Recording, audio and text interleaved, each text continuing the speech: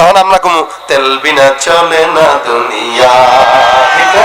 আমাদের দেশে অধিকাংশ নামাজিরা আছে যারা ঘুষের সঙ্গে জড়িত, দুর্নীতির সঙ্গে জড়িত, চাঁদাবাজির সঙ্গে জড়িত, সন্ত্রাসের সঙ্গে জড়িত, সুদের টাকার সঙ্গে জড়িত। আছে কিনা নাই? সবচেয়ে বড় ধান্দাবাজ এরা। কেন জানেন? এরা জানে যে বাঙালি জাতির এখন তেলের প্রতি একটা ব্যাপার চলে আসছে, এখন বন্ধ রেখে দেবো পাম্প, একটু জমাবো, পরে 200 টাকা দিলে লিটার প্রতি দিব। ওদের এই ধান্দাবাজি বন্ধ করার জন্য আমাদের যে কাজ করতে হবে, আমাদের যতটুকু দরকার আগে যেভাবে নিয়েছি ওভাবে নেব। পেট্রোল পাম্পগুলোতে যে অযথা ভিড় জমায়েন না। এরা যখন দেখবে 2-3 দিন কিরে কোনো ভিড় নাই, কিছু নাই, না রে পাবলিক তো বুঝে গেছে, তখন ডাক দিয়ে ভাই আসেন, তেল আছে, নিয়ে যান নিয়ে যান নিয়ে যান। এতদিন তোদেরকে আমরা তেল দিছি, এখন তোরা আমাদেরকে তেল দে, এরপর চিন্তা করবো তেল নিবো কি নেবো না। আজীব অবস্থা। রাস্তাঘাটে তাকায় দেখেন না, লাইট মারে, ওই যে রাস্তার পাশে যে হোটেলগুলা লাইট দিয়ে দিয়ে ডাকে, আসেন আসেন আসেন আসেন নাকে। তখন তেল পাম্পের লোকরা আমাদেরকে এমনি ডাকবে। আপনারা ভিড় বন্ধ করে দেন। তেল আছে, চলেন না এক সপ্তাহ পরে যান, কিন্তু তেল শেষ হওয়ার আগে আবার ভরতেছেন কেন? এটা করে আমরা আরো এদের দাম বাড়াইছি, তেলের দাম বাড়াইছি। এই দেশের ভিতরে বুঝাচ্ছি যে তেলের সংকট, মূলত এত সংকট না, সংকট আমরা তৈরি করতেছি। সুতরাং আমরা যদি আমাদের প্রয়োজন ছাড়া পাম্পগুলোতে ভিড় না করি, তাহলে দেখবেন ওরাও ঠিক মতো আমাদেরকে তেল দিবে, দামও বাড়াবে না, আর দেশের অবস্থাও সুন্দর হয়ে যাবে। আজকে যত পাম্পে দেখলাম ভাই গ্যালান নিয়ে আসতেছে। ভাই ও কোনোদিন গ্যালান নিয়ে তেল নিছে? দেখছেন কেউ গ্যালান নিয়ে তেল নিতে? তো কেন গ্যালান নিয়ে যাবে? আজকে আবার দেখলাম আমাদের মাগুরাতেই সংবাদ প্রচার হয়েছে, মহিলারা নাকি তেল নিতে পাম্পে গেছে গ্যালান নিয়ে, স্বামীদের সহযোগিতায়। চিন্তা করছেন অবস্থা? এটা কি খাবে তেল নিয়ে? হুন্ডায় তেল আছে, থাকুক না, আলাদা আবার গ্যালানে দরকার কি? কি দরকার বলেন? জমা করে কি করবে? এই কারণেই বাড়ছে দাম, নয়তো বাড়তো না। প্রতিনিয়ত আমরা যেভাবে চলছিলাম ওভাবে চললে সবকিছু ঠিক থাকতো। আমাদের দোষে আমরা সব পাম্পগুলা বন্ধ হবে। আজকে পেরেশানিতে পড়ে গেছি যে আল্লাহ, আমি তো যশোর যাবো, কেমনে যাব? তো ভাগ্যিস এক জায়গা থেকে পাইছি। খুব পেরেশানিতে পড়ছি যে আমি যাবো কেমনে, আসবো কেমনে, এত দূরের রাস্তা। সব পাম্পের হালত এক। এই জন্য ভাই একটু বোঝার চেষ্টা করেন, দোয়া করবেন আল্লাহ পাক যেন দেশের পরিস্থিতি ভালো করে দেয়। সেজদায় যে একটু দোয়া করবেন আল্লাহ যেন এই দেশের অবস্থা ভালো করে দেয়। আল্লাহ সুবহানাল্লাহ, কাকার তো দেখা যায় জুত আছে ভালো। আল্লাহ পাক এই দেশের অবস্থা ভালো করে দেয়, বলেন আমিন। তুমি সুদের টাকায় প্রাসাদ গড়ো, ঘুষ ছাড়ো না, দিন দুঃখী না খেয়ে মরে খবরে রাখো না। ঠিক কিনা?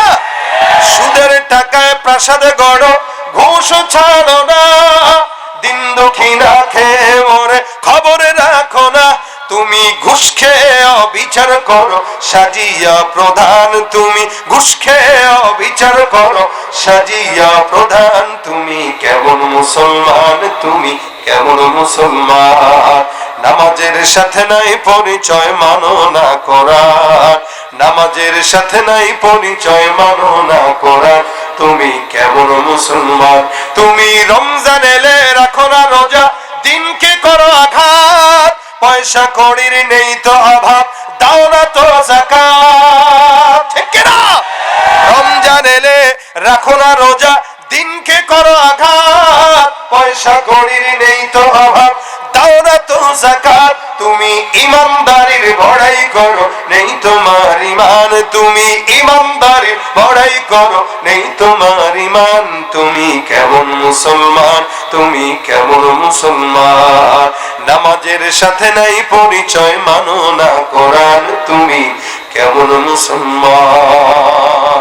আলহামদুলিল্লাহ, জগহাটি ইসলামিয়া মাদ্রাসার বার্ষিক ওয়াজ মাহফিলের আজকের সম্মানিত দিনপ্রিয় ইসলাম প্রিয় ভাইরা, আল্লাহ পাকের দরবারে শুকরিয়া যে রব্বে কারীম আমাদেরকে আজকের এই দিনী মজমায় দিনী কিছু মুজাকারায় শামিল হবার তৌফিক দিয়েছেন। সকলে বলি আলহামদুলিল্লাহ। আল্লাহ পাক তৌফিক এনায়েত করলে অসুস্থ শরীর নিয়ে আপনাদের সামনে উপস্থিত হয়েছি। 3 দিন ধরে জ্বর, ঠান্ডা, নাক কান সব বন্ধ। নিজে কি বলছি নিজেই বুঝতে পারতেছি না, এরকম হালত। এর ভিতরেও চেষ্টা করব স্বল্প সময়ে আপনাদের সাথে জবান রক্ষার্থে যেহেতু আসা হয়েছে কিছু মুজাকারা করব। আল্লাহ পাক মুনাজাত পর্যন্ত আমাদেরকে এখানে বসার তৌফিক দান করুক এবং যা শুনবো বলবো আমাকে আগে, তারপর আপনাদেরকে আমল করার তৌফিক দান করুক, বলেন আমিন। আমরা এখানে সবাই আলহামদুলিল্লাহ আল্লাহর রহমতে ফজলে করমে মুসলমান। এই জায়গায় প্রত্যেকের সাথে প্রত্যেকের আত্মার বন্ধন, দ্বীনি বন্ধন, ভালোবাসার বন্ধন। পৃথিবীতে অন্য কোনো ধর্মে এই ভ্রাতৃত্ববোধ, এই বন্ধন নাই যেটা ইসলাম ধর্মে আল্লাহ পাক দিয়েছেন। যার কারণে হাদিসে নবী সাল্লাল্লাহু আলাইহি ওয়াসাল্লাম এভাবে বলেছেন, শুধু ভাই ভাই এটাই নয়, বরং একজন একজনের আয়নার মতো। আয়না যেভাবে মানুষের চেহারার দাগ দেখায় কিন্তু কাউকে বলে না, গোপন রাখে। আমাদের দেশের কিছু কিছু নারীরা যেই পরিমাণে মুখে মেকআপ দেয়, মেকআপ দেওয়ার আগের হালত আর পরের হালত, আয়না যদি জবান থাকতো তাহলে মানুষকে বলে দিত ওর মুখের এই হাল। কি বলেন আপনারা? মানে এটা 1 কেজি 2 কেজি ময়দা দিয়া তারপর সুন্দর হয়। আয়না কথা বলতে পারলে বলতো, এর কাছেও যাইস না, খবরদার। জবানের মুখের অবস্থা কিন্তু বেগতিক। উপরে দেখা যাইতেছে আলকাতরা মাখছে, কিন্তু তলের অবস্থা খারাপ। আয়না বলে না। এখানে একটা দাগ আছে, আমি নিজে দেখি, এটাকে ডলে ডলে সোনো পাউডার দিয়া এটা কালো দাগ দূর করি। আয়না কাউকে বলে না। এজন্য মুমিন মুমিনের আয়না স্বরূপ। আল মুমিনু মিরআতুল মুমিন। একজন মুমিন আরেকজন মুমিনের কি বলেন না কেন? কি ভাই, আমি মুজাকারা করতে বলছি। ঢাকা থেকে আমার আপনারা নিয়ে আসছেন, আমি অসুস্থ মানুষ। যদি আপনারা চুপচাপ বসে থাকেন, আমরা চুপচাপ শ্রোতার সামনে কথা বলতে অভ্যস্ত না। তো সুতরাং আপনাদের কথা বলতে হবে আমাদের সাথে মুজাকারা। এটাকে কেন আমরা কথা বলতে বলি? এটা মুজাকারা। এখন আপনারা চিন্তা করতে পারেন অনেকে যে আলোচনা আপনি করবেন, আমরা চুপচাপ শুনবো, কথা আমাদের বলা দরকার কি? না, বিষয়টা এমন না। এই যে আমি কথা বলতেছি আমার জবান দিয়ে, আমি মুখ দিয়ে কথা বলবো, হাতের তো কোনো কাজ নাই, কিন্তু হাত কিন্তু অটোমেটিক নড়ে যাচ্ছে। এটা কথা বলার সৌন্দর্য। কি কথা বলার সৌন্দর্য? এখন আমি আপনার সামনে কথা বললাম, এই যে ভাই কেমন আছেন, এখন আপনি বলেন আমি ভালো আছি। আমি আপনারা বলি নাই তো, তা কারে বলছি? আমি উনারে বলছি। তা উনারে বললে ওনার দিকে তাকান না কেন? আরে ভাই বলছি আপনারা, তো তাকাইতে হবে কেন? আপনি শুনেন, কথা আপনার সঙ্গে বললাম, বাসার দিকে তাকায় থাকলাম, আপনি মনে করবেন আমি টেরা। বাস্তবতা না? আচ্ছা হাঁটতেছি, মনে করেন আপনি আমার 2 হাত দুনো দিক থেকে বাঁধলেন, বললেন এবার হাঁটেন, আমি হাঁটলাম এমনি। এখন এটা তো এক সুরত, আরেক সুরত হলো হাত টাত বাঁধা নাই কিন্তু সে হাঁটেই এমনি। মানুষকে ও কিরে এই মূর্তি নাকি? হাঁটে যে হাতও নড়ে না, পাও নড়ে না, বডিও নড়ে না, খালি সোজা যাইতেছে রবটের মতো। এই হাঁটার সৌন্দর্য নাই। কিন্তু হাঁটার সৌন্দর্য কার? যে ডান পা সামনে দেয় আর ডান হাত পিছনে যায়, মানে একটা রাজকীয় ভাব আছে, বোঝা যায় সে একটা লিডার। এই হলো হাঁটার সৌন্দর্য। কেন হাত নড়ে?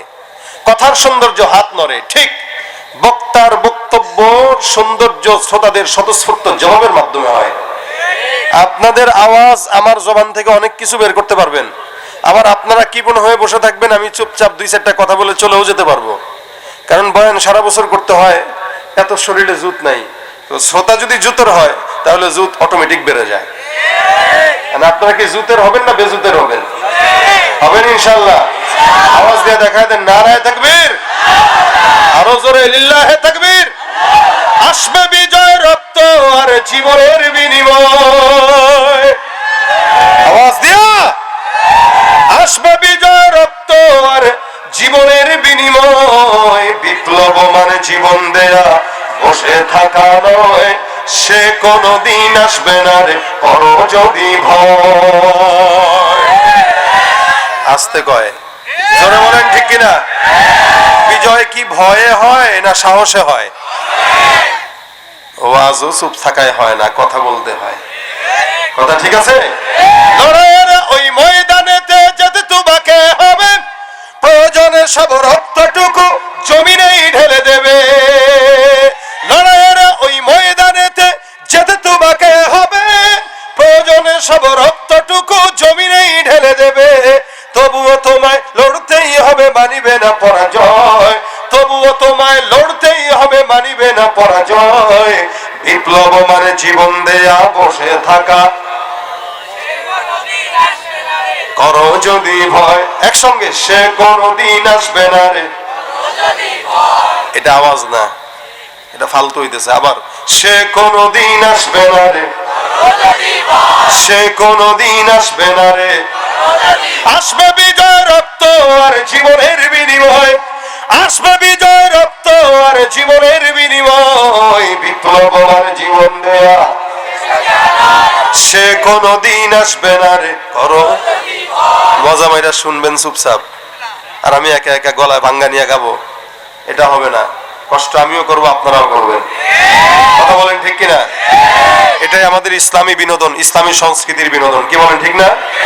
একসঙ্গে সে কোনদিন আসবে না রে, বিপ্লব মানে জীবন দেয়া বসে থাকা নয়, সে কোনদিন আসবে না রে, সে কোনদিন আসবে না রে করো যদি ভয়। ঠিক কিনা বলেন? আল্লাহ পাক আমাদের আওয়াজকে উঁচু করে দেখ, বলেন আমিন। এরকম আওয়াজ যদি পছন্দের হয়, আমার শরীর অসুস্থ নিয়েও আমি দুই একটা শোনানোর ফিকির করব। আর যদি চুপচাপ থাকেন একটাও হবে না, যেটা হয়ে গেছে বাস শেষ, আর নাই। কারণ ওয়াজ করতেও কষ্ট, গজল গাইতেও কষ্ট। ফাঁকে যদি দুই চারজন সহযোগী কেউ থাকে তাহলে সহজ হয়। আর আপনারা তো দুই চারজন না, অনেকজনই আছেন। সহযোগিতা শেষ পর্যন্ত করলে শুনবেন, না করলে চুপচাপ আওয়াজ শুনে চলে যাবেন। আওয়াজ হবে, দিতে পারবেন তো ইনশাল্লাহ? এই সাইডে যারা দাঁড়ায় আছে একটু বসতে পারতেছেন না? একটু বসে যান ফাঁকে ফাঁকে। আগানো লাগবে না, ফাঁকে জায়গা আছে, বহুত জায়গা আছে ভিতরে ফাঁকে ফাঁকে। যে বসার সে পিছনে যায় বসে, আর যে দাঁড়ায় থাকার সে জায়গা থাকলেও দাঁড়ায় থাকে। আসলে আমাদের দোষ না, আমাদের বাংলাদেশে এত বেশি লোকাল বাস, এই বাঙালি লোকাল বাসে দাঁড়ায় থাকতে থাকতে এমন অভ্যাস হয়েছে এখন সব জায়গায় দাঁড়ায় থাকে। এটা তো লোকাল বাস না ভাই, এটা মাহফিল। নিজে বসেন, অন্যকে বসার জায়গা করে দেন। যারা স্বেচ্ছাসেবক আছে এরা বাদে সবাইকে বসায় দেন। আপনারা যারা এই যে বেস লাগানো আছে, আপনারা অন্যদেরকে ঠেলা দিয়ে দিয়ে বসায় দেন, বসায় দেন সবাইকে। আল্লাহু আকবার, আরো জবান খুলে আল্লাহু আকবার। আমরা মুমিন, মুমিনের কি স্বরূপ বলেন? আয়না। তাহলে আয়না স্বরূপ যেহেতু, কেউ কারো দোষ ঢেকে রাখবো না, প্রকাশ করব ইনশাআল্লাহ। আমরা তো এখন দোষ পাইলে ভাই লিঙ্ক শেয়ার করো বলে না, ফেসবুক আসছে তো লিঙ্ক শেয়ার করেন, লিঙ্ক পাওয়া গেছে ভাই, লিঙ্ক থাকলে দিয়েন। আজীব অবস্থা, মানে গুনাহ দেখতে চায়, গুনাহ প্রচার করতে চায়, যার কারণে প্রচার বেড়েছে, প্রসারও বেড়েছে। আগে গুনাহ ছিল, প্রচার ছিল না, যার কারণে প্রসারও কম হতো। গুনাহ যত প্রচার হচ্ছে সমাজে, তত গুনাহের প্রসার হচ্ছে। আর এই গুনাহ বাড়ার অন্যতম কারণ সময় মতো বিয়ে না করা। কারা কারা অবিবাহিত আছে হাতটা তুলে দেখাও। যারা বিয়ে করো নাই হাত তুলো। আরে বুঝে নাই এরা? আচ্ছা হাত নামো। আমি আর একটু বলি, যারা বিয়ে করেছেন তারা হাতটা তুলেন, সবাই হাত তুলবেন, কেউ যেন না থাকে যে বিয়ে করেছে হাত তুলে নাই। আপনার আশপাশে দেখেন যে বিয়ে করার পরেও হাত না তুলে, তার নামটা বলেন, মাইকে বলি, তাহলে তার বাসায় গেলে বউ আজকে একটু সুন্দর করে আপ্যায়ন করবে। হাত তুলেছেন? হ্যাঁ, তাকবীর হবে। শুধু বিবাহিতরা, নারায়ে তাকবীর। হ্যাঁ, কোনো পোলাপান না, মানে শুধু বিবাহিতরা, বুড়ারা, এই যে কাকার মতো যারা আছেন, আমার মতো যারা বিয়ে করছেন তারা, লিল্লাহে তাকবীর। এই যে আপনি হাত তুলেন না, আপনি আল্লাহু আকবার দিয়েছেন, বিয়ে করছেন তো? করছেন? তাহলে ঠিক আছে, যান হাত নামান। এবার যারা অবিবাহিত তারা হাত তুলো। হ্যাঁ, সব অবিবাহিতরা হাত তুলবে। এখন আওয়াজটি আগের চেয়ে বেশি হবে? আমি তো বিশ্বাস করতে পারতেছি না। হবে? একটু কাশি দাও। দেখছে? তার মানে এরা বিয়ে করতে রাজি, ঠিক না? আচ্ছা হাত নামা। আজকে দেখলাম কে জানি বিয়ে করছে 15 বছর বয়সে। বাংলাদেশে একজন মেয়ে বিয়ে করছে 15 বছর বয়সে। এখন এটা নিয়ে সংবাদ মাধ্যম হচ্ছে, মিডিয়ায় প্রচার হচ্ছে যে তাদের কি শাস্তি হইতে পারে।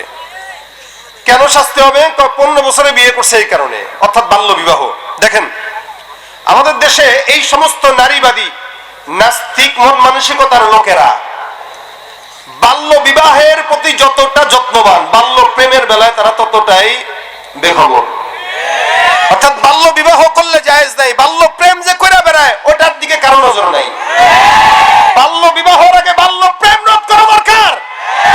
বাংলাদেশের আনাচে কানাচে, স্কুল কলেজ ভার্সিটির গাছের তলায় তলায় 10-12 বছরের সন্তানরাও নারী নিয়ে, তার সমতুল্য মেয়ে নিয়ে ঘুরে ঘুরে বেড়াইতেছে, মার সামনে, বাবার সামনে। কয় বাল্য বিবাহ এদেশের আইনে নাই। কোরআনের আইনে তো আছে, কথা বলে না কেন? বালেগ হয়ে গেছে বিয়া দিয়ে দেন, কোরআনের আইন তো আছে।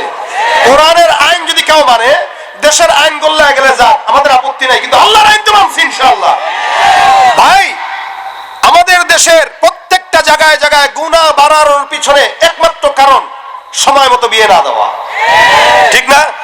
বিয়ে যত কঠিন হবে জেনা তত বাড়বে, বিয়ে যত সহজ হবে জেনা তত কমবে। যুবকরা চিন্তা করতেছে এরকম বয়ান দরকার সব জায়গায় জায়গায় জায়গায়। আমরা বিয়ে করতে পারতেছি না, বাপ মা বিয়ে দেয় না, বাপ মাকে আমার সন্তান ছোট বলেনি, বয়স হয়ে গেছে 20, এখনো আমার ছেলে ছোট বাচ্চা, মেয়ে বাচ্চা। আমি একটা বাচ্চার গল্প আপনাদেরকে শোনাই। একবার কোনো এক এলাকায়, কোনো এক জেলায়, জেলার নাম বলতেছি না যেহেতু এখানে মিডিয়া আছেন, কোনো এক জেলায় মাহফিলে গেছি। যাওয়ার পরে ওই জেলার মাহফিলের সভাপতি সাহেব সুন্দর করে তার বাসায় আপ্যায়ন করছেন। করার পরে বলতেছেন, হুজুর আমার বাচ্চা মেয়ে আপনার খুব ভক্ত। এখানে আসার পরে আপনাদের কমিটির এক ভাই বলতেছে, আমার ছেলেটা আপনার খুব ভক্ত, তা ছবি তুলছে, ছেলেকে দেখাবে। বাচ্চারা আমাদের গজল টজল শুনে, শুধু বাচ্চারা না বড়রাও শুনে, কিন্তু বাচ্চাদের মনে একটু আলাদা রকম একটা আবেগ কাজ করে, ওই জায়গার থেকে একটু ভক্ত হয় বেশি। আমার বাচ্চাগুলো আমার বেশি ভক্ত, খালি আমার গজল ছাড়া কিচ্ছু শুনে না, আমার এই দেখবে সারাদিন। তো এইটা বাচ্চাদের মনের একটা ভালোবাসা। আর আমি চিন্তা করছি বাচ্চার দোহাই দিছে, যাক ভালো কাজে বাচ্চাটা আপনারা দেখবে, ওকে নিয়ে আসেন, সমস্যা কি, বাচ্চা মানুষ আনেন। কিছুক্ষণ পরে আমরা বসে রইলাম, উনি আমি আর কয়েকজন আছে এখানে, 2-1 জন। হুট করে একটা মেয়ে ঢুকলো, হিজাব টিজাব পড়া। তা আমার ঢোকার সময়, আসসালামু আলাইকুম হুজুর, ভালো আছেন? সাইকুম আছে না, সালাম এরকম দেয় আমাদের দেশে, সাইকুম। এখন এই টাইপের সালাম দিয়েছে, ঢুকছে। আমি ওয়ালাইকুম আসসালাম, উনি কে, ভুলে ঢুকছে কিনা। কিছুক্ষণ পরে পিছনে দেখি সভাপতি ঢুকছেন, দেখো হুজুর আমার মেয়ে, একটু দোয়া টোয়া দিয়ে দেন, কাম সারছে। এখন পরে বলতেছি, দেখেন আমি কো আচ্ছা দোয়া, আল্লাহ আপনার মেয়েকে সুস্থ রাখুক, আল্লাহ পাক মনের আশা পূরণ করুক, ঠিক আছে ভালো থাকেন, হুজুর একটু দোয়া টোয়া করেন। আমি ঠিক আছে দোয়া করবো, আপনি যান। এখন কিছুক্ষণ পরে বললাম, সভাপতি সাহেব আপনার মেয়ে কি করে? হুজুর এই বাচ্চা মানুষ, আমার মেয়েটা আমার একটা মাত্র মেয়ে, আমার আদরের, আমার কলিজা, হুজুরে ওর জন্য একটু দোয়া করবেন। ওকে কি করে উনি? হুজুর অনার্সে পড়তেছে, এবার একটু দোয়া করেন। অনার্সে পড়তেছে, সে কি বলেন তো আপনারা? এই যে আমার সামনে নিজে নিয়ে আসলো ছোট মেয়ে বলে, বাবার কাছে তো সবাই ছোট, মার কাছে সবাই ছোট। আমার 3 বাচ্চা, এরপর আমার মা মানে মাঝে মাঝে বাবুকে এই ডাকে আমার মার কাছে, কারণ আমি আমার সংসারের ছোট ছেলে। ওই জায়গা থেকে আমার মা আমারে এখনো বাবু ডাকে, কারণ ছোটবেলার থেকে ওইভাবে ডেকে অভ্যস্ত, কখনো এটা সেটা বলে ডাকে আর কি, মারা যেমনে ডাকে। আমি মাঝে মাঝে মানুষের সামনে ডাকলে আমি আম্মারে বলি, আম্মা এই কি ধরনের ডাক ডাকেন আপনি আমার মানুষের সামনে, এই লজ্জা করে না? কিসের লজ্জা? লাথি দিবানো দেরি একদম লজ্জা। আমার বাড়ি তো মাগুরা ভাই, আপনাদের বাসার পাশাপাশি আমার বাসা, আমাকে লাথি দিবানো দেরি। কোন দিন বড় হয়েছিস তুই? আরে কয় কি, যান ঠিক আছে লাথি দেন, যা করেন, বাবু ডেকেন না। মা বাবার কাছে আমরা তো বাচ্চা, কিন্তু একটা যুবকের কাছে যদি একটা যুবতী নিয়ে এসে আমার বাচ্চা, তাহলে এই বাচ্চা ভেবে যদি আদরটা করে দেয়, তাহলে এই বিপদ। কথা বুঝে না?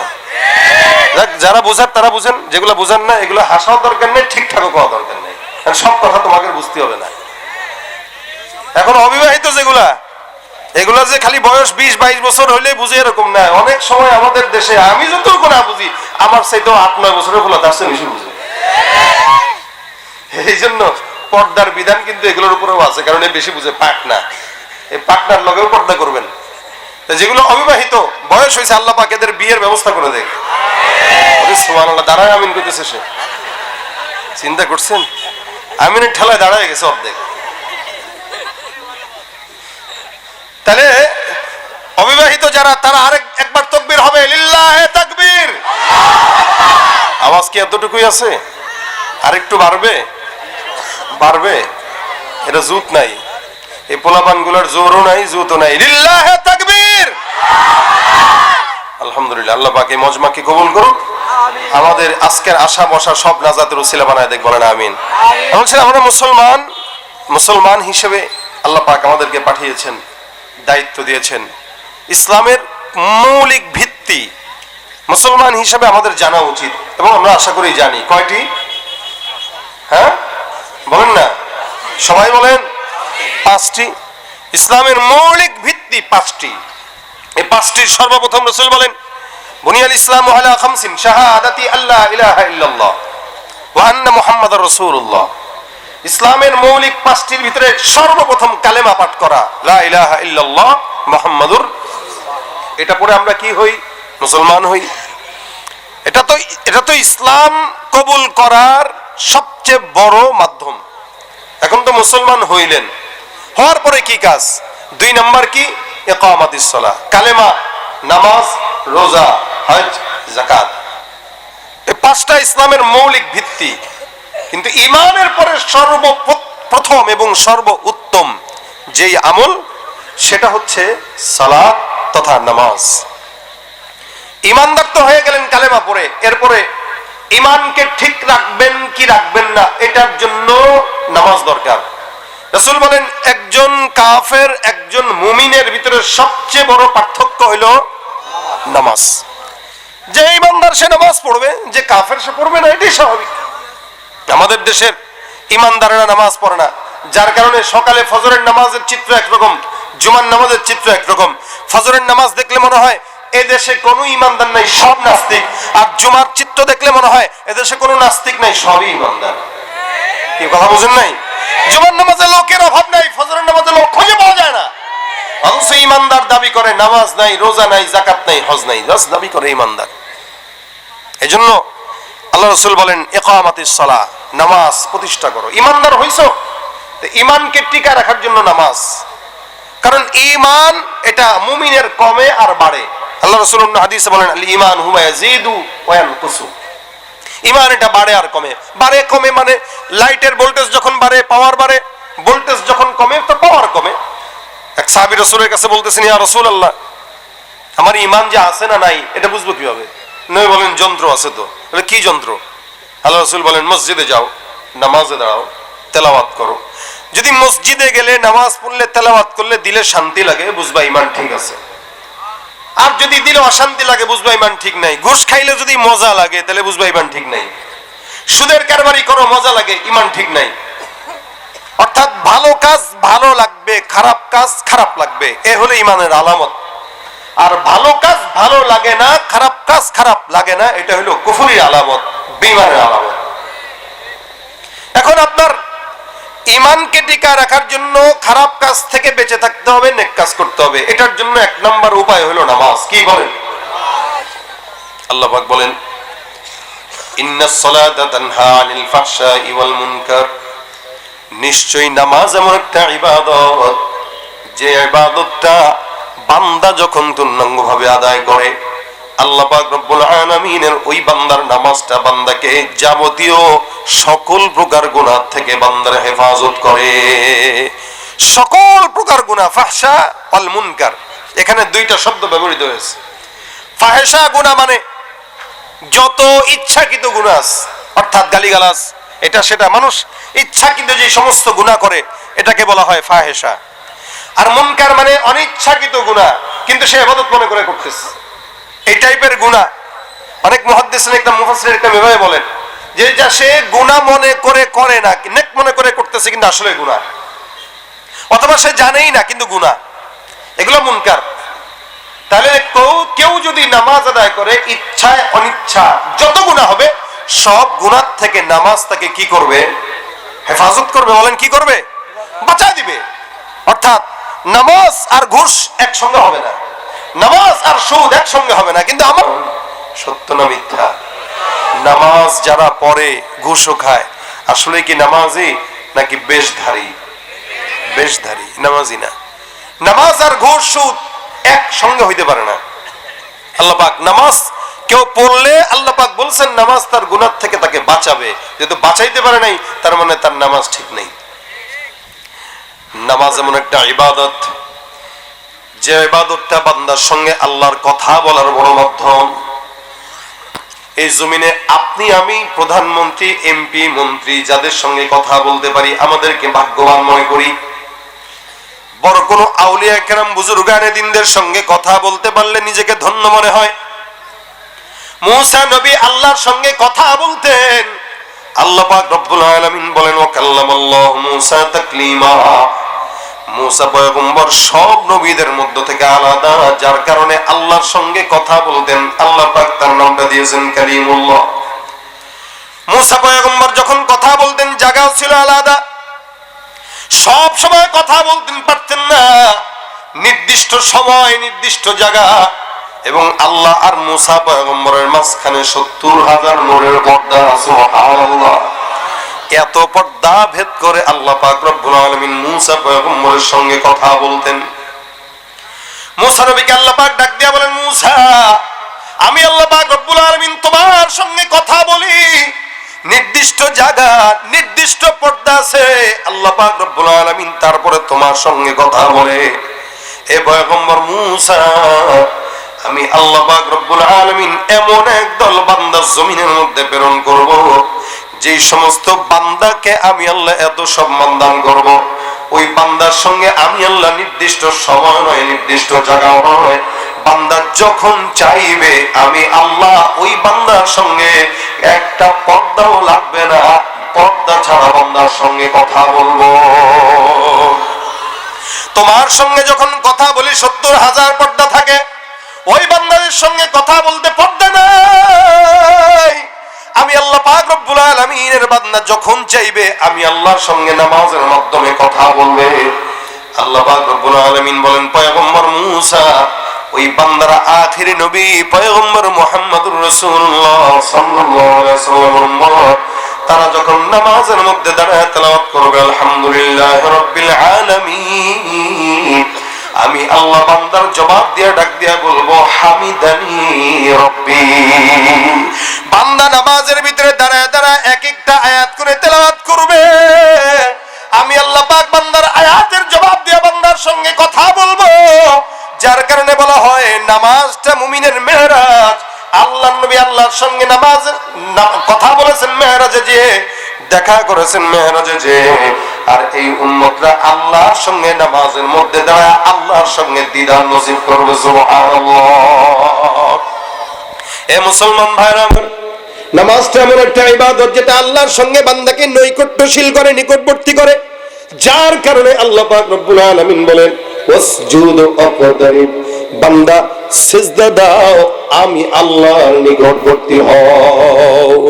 সিজদা এমন একটা ইবাদত যখন দেয়, রাসূল সাল্লাল্লাহু আলাইহি সাল্লাম বলেন, আকরাবু মা ইয়াকুনুল আবদু মির রাব্বিহি ওয়া হুয়া সাজিদুন ফাআকসিরুদ দুআ। আল্লাহর সিজদার ভিতরে কেন বলে, সিজদায় যখন সে গেল তখন তো আল্লাহর সবচেয়ে কাছে, সে যাই বলবে আল্লাহ তাই শুনবে। সিজদায় বান্দা কোনো ডাক আল্লাহকে দিলে আল্লাহ সাথে সাথে ওই ডাক কবুল করে নেয়। সুবহানাল্লাহ। এজন্য রাসূল সাল্লাল্লাহু আলাইহি ওয়াসাল্লাম আদেশ করেছেন ফাআকসিরুদ দুআ, তোমরা সিজদায় বেশি বেশি দোয়া করো। হাদিসে একটা ঘটনা উল্লেখ আছে, নবীজির জামানায় একজন সাহাবী মদিনার জমিন থেকে কোনো এক জায়গায় ব্যবসার জন্য রওনা হয়ে গেছে। কোন গল্প নয়, হাদিসের গল্প ঘটনা। ব্যবসার জন্য কোন একটা দূর দেশে রওনা। একজন মানুষ একাকী বিশাল বড় সম্পদের পাহাড় নিয়ে রওনা হয়ে গেছে। আশেপাশে কোনো মানুষ নাই, আশেপাশে কেউ নাই। যার কারণে আল্লাহর বান্দা বহুদূর সফরের জন্য রওনা হয়ে একটা জায়গায় তারপরে তাঁবু টাঙাইলো, ওই জায়গায় বিশ্রাম নেওয়ার জন্য। বিশ্রাম নেওয়ার জন্য যখন তাঁবু টানায়, হঠাৎ করে বান্দা বিশ্রাম নিতে নিতে তাকায় দেখে চতুর্দিক থেকে ডাকাত সর্দার ঘেরাও করে রেখেছে। মরুভূমি, আশেপাশে কোনো মানুষ নাই, কোনো মানুষকে ডাক দিলে আসবে এরকম কোনো হালত নাই, একদম একা। নিচে জমিনে ওই আল্লাহর বান্দা সাহাবী, আর উপরে আমার আল্লাহ রাব্বুল আলামিন। মাঝখানে তাকে বাঁচানোর মতো আর কেউ নাই। ডাকাত সর্দার এসে ডাক দিয়া বলতেছেন, ওই তোমার উটের বাহনের মধ্যে যত সম্পদ আছে সব তাড়াতাড়ি দিয়ে দাও, নয়তো ইন্তেকাল হয়ে যাবে। আল্লাহর বান্দা দিয়ে দিতে রাজি হইল, কিন্তু হঠাৎ করে ডাকাত সর্দার কয়, হ্যাঁ সম্পদ তো দিবা, নিজেও মরবা।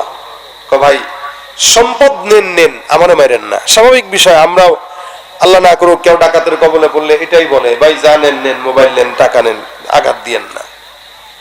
সাহাবী বলতেছেন, আপনি যা নেন নেন, উটের উপরে যা আছে নিয়ে যান, বাঁচলে ব্যবসা করতে পারবো, কামাইতে পারবো, কিন্তু গায়ে হাত দিয়েন না। ডাকাতের হালতটা ছিল এটা। ওই ডাকাতটা প্রসিদ্ধ ছিল এরকম ভাবেই যে সে যাকে ধরে তারে ছাড়ে না। তার সম্পদ নয়, তার হত্যাও করে। ডাক দিয়ে বলতেছে বাঁচার তো কোনো উপায় নাই, মরবা তো 100%, লাভ নাই, শেষ কোনো ইচ্ছা থাকলে বলো। তো সাহাবী বলতেছেন শেষ ইচ্ছা আছে, 2 রাকাত নামাজ পড়তে দিবানি? সুবহানাল্লাহ। আমাদের শেষ ইচ্ছা থাকতো ভাই বউটার লগে একটু কথা বলবো, একটু পোলাটারে একটু ওসিয়ত করবো। জীবনের কত মানুষের কত রকম শেষ ইচ্ছা, কি খাইবা, একটু ইলিশ মাছের ডিম খাবো, মানে এমনি ইচ্ছা প্রকাশ করে। সাহাবী বলতেছেন 2 রাকাত নামাজ, আমি আমার মালিকের নিকটবর্তী হইতে চাই মৃত্যুর আগে। কত মানুষ নামাজ পড়ছে, লাভ নেই, তুইও পড়বি, লাভ হবে না। সে মনে করছে সবার নামাজ এক। ভাই সব নামাজ এক না। আল্লাহ কখনো কখনো বলেন ক্বাদ আফলাহাল মুমিনুন আল্লাযীনা হুম ফী সালাতিহিম খাশিউন, আরে মুমিনরা সফল যারা তাদের নামাজে যত্নবান। আরেক দিকে বলতেছে ফাওয়াইলুল লিল মুসাল্লিন, এই নামাজিগুলো ধ্বংস, নামাজীদের জন্য ধ্বংস। এক জায়গায় বলতেছেন নামাজীরা সফল, এক জায়গায় বলতেছেন নামাজীদের ধ্বংস। কেন? বলে সব নামাজী এক না, কেউ নামাজ পড়ে আল্লাহর জন্য, কেউ নামাজ পড়ে ভোট পাওয়ার জন্য। পার্থক্য আছে না? এখন আল্লাহর বান্দা ডাক দিয়ে বলে নামাজ পড়বা, পড়ে নাও। সাহাবী আল্লাহর বান্দা নামাজে দাঁড়ায় যায়, সিজদার ভিতরে যে সুন্দর করে দোয়া করে ইয়া ওয়াদুদ ইয়া ওয়াদুদ ইয়া ওয়াদুদ ইয়া যাল আরশিল মাজিদ ইয়া ফাআলাল লিমা তুরিদ আসআলুকা বিইজ্জিকাল্লাযী লা ইউরাম ওয়া মুলকিকাল্লাযী লা ইউদাম। আল্লাহর বান্দা সাহাবী দোয়াটা করতেছেন, আনতাকফিনি শাররা হাযাল লাস ইয়া মুগীসু আগিসনি ইয়া মুগীসু আগিসনি। সিজদার ভিতরে যে দোয়া করে ইয়া মুগীসু আগিসনি ইয়া ওয়াদুদ ইয়া ওয়াদুদ ইয়া ওয়াদুদ ইয়া যাল আরশিল মাজিদ ইয়া ফাআলাল লিমা তুরিদ আসআলুকা বিইজ্জিকাল্লাযী লা ইউরাম ওয়া মুলকিকাল্লাযী লা ইউদাম। আল্লাহর কাছে বারবার দোয়া করে, আয় আল্লাহ তোমার কুদরতের কসম, আমি বিপদের মধ্যে পড়েছি। আল্লাহর প্রশংসা করলো, আনতাকফিনি শাররা হাযাল লাস, আমার জন্য এই ডাকাত সর্দার থেকে হেফাজত করার জন্য তুমি মালিক একাই যথেষ্ট। ইয়া মুগীসু আগিসনি, সিজদায় পড়ে পড়ে আল্লাহর বান্দা সাহাবী বারবার আল্লাহর দরবারে দোয়া করে। হঠাৎ করে দূর থেকে ঘোড়ার পায়ের আওয়াজ কানের ভিতরে আসে। আশেপাশে 100 কিলোমিটার যাবত কোনো মানুষজন নাই। এই গভীর মরুভূমির ভিতরে কোন বান্দা আবার যেন হঠাৎ করে ঘোর সওয়ার হয়ে সামনে আসতেছে। আল্লাহর বান্দার ভয় ঢুকে গেল, না জানি আবার অন্যান্য ডাকাত সর্দাররা আসতেছে।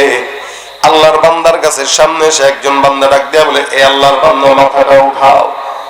এই সাহাবী সিজদা শেষ করে নামাজ শেষ করে বান্দার দিকে তাকায় দেখে সুন্দর পোশাক এক আল্লাহর বান্দা, আর ওই আল্লাহর বান্দার পাশে ওই ডাকাত সর্দারের লাশ পড়ে আছে। সুবহানাল্লাহ, আল্লাহু আকবার। অবাক হয়ে গেছে, কিরে ইনি কে, আর এর হালত এই কেন? আল্লাহর বান্দা সাহাবী ডাক দেয়া বলে, ভাই আপনি কে? চিনলাম না। আবার এই ডাকাত সর্দার মরলো কিভাবে? আমি তো সিজদায় ছিলাম। এ আল্লাহর বান্দা ডাক দেয়া বলে, সাহাবী তুমি যে এই জায়গায় বসে আল্লাহর দরবারে সিজদা দিয়া মালিককে ডাকলা, আমি তো জমিনের কোন বান্দা নয়, আমি 4র্থ আসমান থেকে নাজিলকৃত একজন ফেরেশতা। আল্লাহ পাক রব্বুল আলামিন আমাকে পাঠাইছে তোমাকে সাহায্য করার জন্য। সিজদার ভিতরে ঢুকে তুমি যখন দোয়া করেছো ইয়া মুগীসু আগিসনি, আমার আল্লাহর দরবারে আওয়াজ পৌঁছায় যায়। আমি 4র্থ আসমানে কাজে ব্যস্ত ছিলাম, আল্লাহর জিকিরে মগ্ন। হঠাৎ করে কানের ভিতরে আওয়াজ, আমার আল্লাহ ডাক দেয়া বলে, হে ফেরেশতার দল, জমিনে এক আল্লাহর বান্দা বিপদের মধ্যে পড়েছে, কে যাবা? আল্লাহ পাকের আওয়াজ আসার সঙ্গে সঙ্গে আমি দাঁড়ায় গেলাম, মালিকরে বললাম, আল্লাহ তোমার এই ছোট্ট ফেরেশতাকে তোমার একজন বান্দার খেদমত করার সুযোগ দিয়া দাও।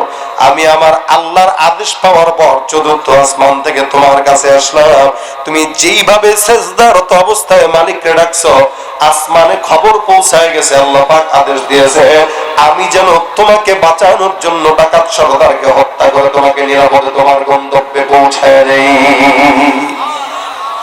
সাহাবী যখন আল্লাহ পাক রব্বুল আলামিনের প্রশংসা করলেন, আল্লাহর নবী বলেন, ফাকসিরুদ দুআ, সিজদারত অবস্থায় দোয়া করো, আল্লাহর দরবারে চাও, আল্লাহ পাক রব্বুল আলামিন দেয়। মনে রাখবেন মেম্বারে ডাকলেও মেম্বার শুনে না, চেয়ারম্যানরে ডাকলেও চেয়ারম্যান শুনে না। কিন্তু যে বান্দা পাহাড় সমান, সমুদ্রের ফেনা সমান গুনাহ নিয়ে আল্লাহর দরবারে সিজদায় পড়ে কান্দে, কার দয়া? নামাজে আল্লাহকে ডাকলে আল্লাহ শুনে কি শুনে না? এজন্য রাসূল বলেন সিজদায় যায় বেশি বেশি ডাকো। নামাজ আল্লাহর সবচাইতে বেশি বান্দাকে নিকটবর্তী করে। নামাজের মাধ্যমে আল্লাহর সঙ্গে বান্দার কথোপকথন হয়, নামাজের মাধ্যমে আল্লাহর সঙ্গে বান্দার সম্পর্ক তৈরি হয়, যার কারণে আল্লাহ পাক রব্বুল আলামিন বলেন তোমরা সিজদা দাও, নিকটবর্তী হও। এই জন্য মুসলমান দাবি করলাম, মুসলমান হিসেবে জন্মগ্রহণ করলাম, নামাজ পড়লাম না। অধিকাংশ মানুষের জিন্দেগিতে বরকত না থাকার অন্যতম কারণ হলো বেনামাজি হওয়া। ঘরে বরকত নাই কারণ বিবি নামাজ পড়ে না, সংসারে বরকত নাই সন্তান নামাজ পড়ে না। আল্লাহ পাক এই কারণে নামাজ প্রতিষ্ঠার কথা বলেছেন কোরআনে। সব জায়গায় যত জায়গায় নামাজের কথা আসছে, ইকিমুনাস সালাহ, ইকামাতিস সালাহ, এই ইকামাত শব্দটা ব্যবহার হয়েছে কেন? আল্লাহ পাক নামাজ আদায়ের কথা বলেন নাই, প্রতিষ্ঠার কথা বলেছেন। আদায় মানে আমি পড়ি, সন্তান পড়ুক কি পড়ুক না খেয়াল করি না। আর প্রতিষ্ঠা মানে আমি পড়বো, বাচ্চা পড়বে, বিবি পড়বে, এলাকার জনগণ পড়বে। নামাজ যখন প্রতিষ্ঠা হবে, সংসদের অধিবেশন বন্ধ করে প্রধানমন্ত্রী সহ সবাই নামাজে দাঁড়িয়ে যাবে। কথা বলেন ঠিক কিনা? আমরা এমন বাংলাদেশ চাই আর এমন সংসদ চাই যে সংসদে মদের কোনো আইন পাস হবে না, লেকিন নামাজ বিধানের আইন পাস হবে। যেই দেশে নামাজের বিধান পাস হয়ে যাবে, ওই দেশে কোনো চাঁদাবাজ, সন্ত্রাস, দুর্নীতি থাকতে পারে না। ঠিক কিনা করে বলে?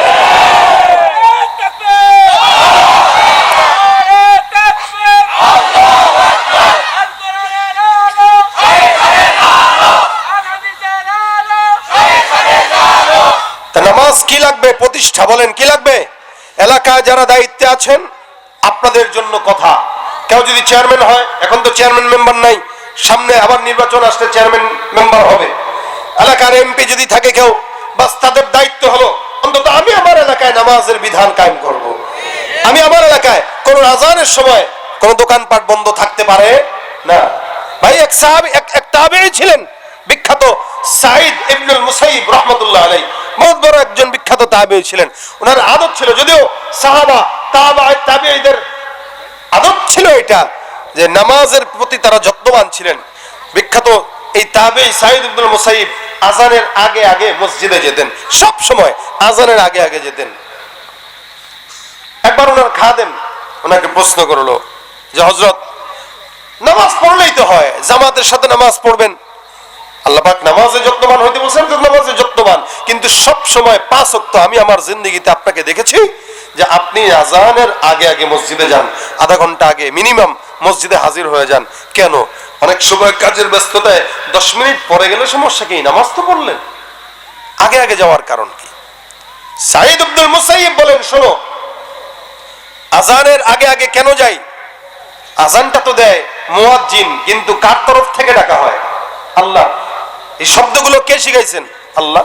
আল্লাহু আকবার, আল্লাহু আকবার, আশহাদু আল্লা ইলাহা ইল্লাল্লাহ, আশহাদু আন্না মুহাম্মাদুর রাসূলুল্লাহ। কত চমৎকার শব্দ! এই শব্দগুলো তো আল্লাহই শিখাইছেন। দেখেন, যখন নামাজ ফরজ হয়, নামাজের সময় তখন সাহাবা আজমাইনের সাথে রাসূলের বৈঠক বসছে, কোন শব্দ দিয়ে বান্দাকে আযানের জন্য ডাকা যায়, নামাজের জন্য ডাকা যায়। রাসূল বলতেছেন, এই তোমাদের কোনো মাশওয়ারা থাকলে বলো, কিভাবে আযানে নামাজের জন্য ডাকবো। এক সাহাবী বলতেছেন, হুজুর আযানের সময় হয়ে গেলে ঘন্টা বাজায় দিব। রাসূল বলেন, না, এটা হয় না। আরেক সাহাবী বলতেছেন, হুজুর আযানের সময় হলে আগুন জ্বালায় দেব। বলে, না, এটা কি ধরনের কথা বলে? এগুলো না, এগুলো তো মূর্তি পূজকদের কাজ, অগ্নি পূজকদের কাজ। এরকম এক একজন এক একটা বলতেছে আর কি। আযান কেমনে হবে এটা নিয়ে মাশওয়ারা করছে। নবী সাল্লাল্লাহু আলাইহি ওয়াসাল্লাম বলেন, সিদ্ধান্ত ফাইনাল না, একটা কাজ করো, আমরা অপেক্ষা করি, কালকে আবার বসি, এর ভিতরে তোমরাও ভাবো, দেখি আল্লাহ পাক আমাদের কিছু দেয় কিনা। এক সাহাবী রাত্রেবেলা ঘুমাইছে, আব্দুল্লাহ ইবনে যায়েদ ইবনে আব্দুর রাব্বি। রাতের বেলা ঘুমায় স্বপ্ন দেখে কোন একজন লোক তার কাছে আইসা আযানের সমস্ত শব্দগুলা এর শিখাই দিয়ে বলছেন, শোনো, আযান দিলে হইলে এই শব্দগুলা দিয়ে বলবা, তাহলে এগুলোই উত্তম শব্দ। স্বপ্নে শিখাই দিয়েছে। সুবহানাল্লাহ। সাহাবী ঘুম থেকে জেগে রাসূলের কাছে দৌড়, হুজুর পেয়ে গেছি। বলে, কি পাইছো? আযানের যে শব্দগুলা হবে আজকে ঘুমে স্বপ্নে দেখলাম একজন আল্লাহর বান্দা, হয়তো ফেরেশতাও হইতে পারে, এসে আমারে এই সমস্ত শব্দ শিখাইছে। রাসূল বলেন কি শব্দ একটু বলো। তা সাহাবী বলছেন আল্লাহু আকবার, আল্লাহু আকবার, আশহাদু আল্লা ইলাহা ইল্লাল্লাহ, আশহাদু আন্না মুহাম্মাদুর রাসূলুল্লাহ, হাইয়া আলাস সালাহ, হাইয়া আলাল ফালাহ, আল্লাহু আকবার, আল্লাহু আকবার, লা ইলাহা ইল্লাল্লাহ। এগুলো বলে হ্যাঁ, সব চমৎকার সুন্দর শব্দ, এর চেয়ে তো উত্তম শব্দ হইতে পারে না। এখন এক কাজ করো, সবচাইতে গলার আওয়াজ বেশি কার, তারা ডাকো। কার ছিল জানেন সবাই? মাশাআল্লাহ, বেলালের আওয়াজ অনেক বেশি। ডাক দাও বেলালকে, ওরে একটা এই শব্দগুলো শিখায়া ওরে উঁচু জায়গায় উঠায় বলো এই শব্দগুলো একটু দিয়ে জোরে জোরে ডাকতে মানুষকে। আর বেলালের আওয়াজ কত দূর ছিল, হাদিসের গ্রন্থগুলায় মুফাসসিরিন ইকরামরা বর্ণনা করেন, মুহাদ্দিসিন ইকরাম বর্ণনা করেন যে বেলালের আজানের ধ্বনি মদিনা থেকে 9 মাইল দূরে শোনা যেত। চিন্তা করা যায়, আমাদের এই মাইকের আওয়াজ গেছিনি 9 মাইল দূরে, মাইক দিয়ে আমরা নিতে পারি না। তার মানে বেলালের আওয়াজ 9 মাইল দূরে আল্লাহ পাক রব্বুল আলামিন স্বয়ং নিজে পৌঁছায় দিয়েছেন। শুধু 9 মাইল দূরে আল্লাহর আরশ পর্যন্ত পৌঁছায় বেলালের আওয়াজ। বেলালের আওয়াজ শোনায় দিয়েছে, বেলাল আজান দিয়ে দিয়েছেন। এই আজান তখন থেকে সাইদ ইবনুল মুসাইয়িব বলেন শোনো, আজানের মাধ্যমে আল্লাহ পাক তার বান্দাকে তার ঘরে ডাকে। আহাব্বুল বিলাদি ইলাল্লাহি মাসাজিদুহা ওয়া আবগাদুল বিলাদি ইলাল্লাহি আসওয়াকুহা। আল্লাহর কাছে সবচাইতে ভালোবাসার জায়গা, পছন্দের জায়গা মসজিদ, সবচাইতে খারাপ জায়গা বাজার। এখন বলেন তো বাজারে লোক বেশি না মসজিদে? বাজারে। আরে সুবহানাল্লাহ, বাজারে গেলে বাজারে লোক বেশি তো বেশি, মহিলা বেশি। খারাপ জায়গায় খারাপরা যায়। মহিলার জাত কিন্তু ভালো, মা বোনদের জাত সম্মানের জাত, ভালো যারা এরা এত যায় না। যাদের স্বামীর বাজারের প্রতি রুচি নাই, অর্থাৎ স্বামী একটা জিনিস আনলে থু এটা কোনো রুচির কাতারে পড়ছে, এটা কোনো কালার হয়েছে, এরাই মার্কেটে যায়। এখন এই মার্কেটে লোক বেশি, মসজিদে নাই। সাইদ ইবনুল মুসাইয়িব বলেন শোনো, যে আল্লাহ পাক রব্বুল আলামিন আমাকে ডাকলেন তার ঘরে, ডেকে ডেকে আল্লাহর মতো কুদরতওয়ালা রব তার ঘরে আমাকে নিবেন, এটা তো আমার জন্য লজ্জা। এ কারণে আমি চিন্তা করি আমার মালিক যেন আমাকে ডাকতে না হয়, ডাকবে আর যাবো বেয়াদবি। এ কারণে আমার মাওলা ডাকার আগে আগে আমি তার কাছে যাই, বলি আল্লাহ আমি আসছি, সুবহানাল্লাহ, হাজিরা দিয়ে দিই। ডাকার আগে হাজিরা দিই। আমরা কয়দিন পারছি করতে এটা? কয়দিন পারি? এই জন্য আজান হওয়ার সাথে সাথে মসজিদে যাওয়া, এটা হলো ইমানদারদের আলামত। আর আগে গেলে তো হইলই, বলার অপেক্ষা রাখে না। এই জন্য নামাজ প্রত্যেকটা মানুষের জন্য আদায় নয়, বরং কি করা, প্রতিষ্ঠা করা। কি করা বলেন না? প্রতিষ্ঠা করা। নামাজের প্রতি যত্নবান হন। আল্লাহ বলেন ওয়াইদা কামু ইলাস সালাতি কামু কুসালা ইউরাউনান নাস ওয়া লা ইয়াযকুরুনাল্লাহা ইল্লা কালিলা। সব নামাজি না, কিছু নামাজি আছে আলসামি নিয়ে নামাজ পড়ে। নবী সাল্লাল্লাহু আলাইহি ওয়াসাল্লাম একবার নামাজে দাঁড়াইলেন, মনোযোগ কেমন দেখেন। আল্লাহর নবী নামাজে দাঁড়ান, সাহাবা আজমাইন পিছনে। নামাজের পর সাহাবা আজমাইন ডাক দিয়া বলে ইয়া রাসূলুল্লাহ, নামাজের মধ্যে আপনাকে দেখলাম কি যেন ধরতে যান। নবী বলেন কেমনে বুঝলা? বলে বিতাহরিকি লিহিয়া, আপনার দাড়ি মুবারক নড়াচড়ার মাধ্যমে বুঝলাম। রাসূল ডাক দিয়া বলেন হ্যাঁ, নামাজে যখন আমি দাঁড়াইলাম তেলাওয়াত শুরু করলাম, আমি নামাজে যত্নবান এমন ভাবে ছিলাম, আমি দেখলাম নামাজের মধ্যে আমার আল্লাহ পাক রব্বুল আলামিন জান্নাতের নিয়ামত আমার চোখের সামনে তুলে ধরেছে। এই কারণে আমি নামাজের ভিতরে একটু নিয়ামতগুলো ধরতে ধরতে গেছি, আবার ধরি নাই। নামাজে জান্নাতের নিয়ামত দেখে, আর আমরা নামাজে মসজিদের ক্যালেন্ডার করি। কি কথা ঠিক না? মসজিদে ক্যালেন্ডার করে নামাজে দাঁড়াইছে, আলহামদুলিল্লাহ রাব্বিল আলামিন আর রহমানির রহিম মালিক ইয়াউমিদ্দিন, বাইতুল মামুর জামে মসজিদের সময়সূচি, ও দেখি ফজর কয়টায়, নামাজের ভিতরে কি নাই? ওমা বুঝেন না? নাই।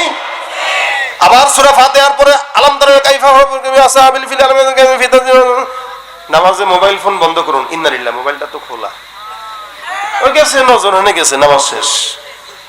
কিছুক্ষণ পর আবার তাকায় দেখে জুতা, সাবধান, 100 টাকার জুতা না 14 বার জুতার দিকে নজর দেয়। ও ভাই, এক নামাজে যদি এত এলোমেলো হয়, নামাজ কেমনে থাকে? এজন্য আল্লাহ বলেন ওয়াইদা কামু ইলাস সালাতি কামু কুসালা, তারা নামাজ পড়ে কিন্তু আলসামি নিয়ে নামাজ পড়ে। এই কারণে সব নামাজি জান্নাতে যেতে পারবে না। আল্লাহর নবী বলেন কিয়ামতের ময়দানে আল্লাহ পাক রব্বুল আলামিন কিছু নামাজিকে ডাক দিয়া বলবেন, এ নামাজি দাঁড়াও, কার জন্য নামাজ আদায় করেছো? নামাজি বান্দা ডাক দিয়ে বলবে, আল্লাহ তোমার জন্য নামাজ আদায় করেছি। আল্লাহ পাক রব্বুল আলামিন ডাক দিয়া বলবেন, ফায়ুসহাবু আলা ওয়াজহিহি হাত্তা উলকিয়া ফিন্নার। এই বান্দা আমার জন্য নামাজ আদায় করে নাই, ধ্বংস এই বান্দার জন্য। ওই বান্দার পাটা উপরের দিকে দিয়া মাথাটা নিচের দিকে দিয়া বান্দাকে এক ঢিল দিয়া জাহান্নামের তলদেশে নিক্ষেপ করে দিবে।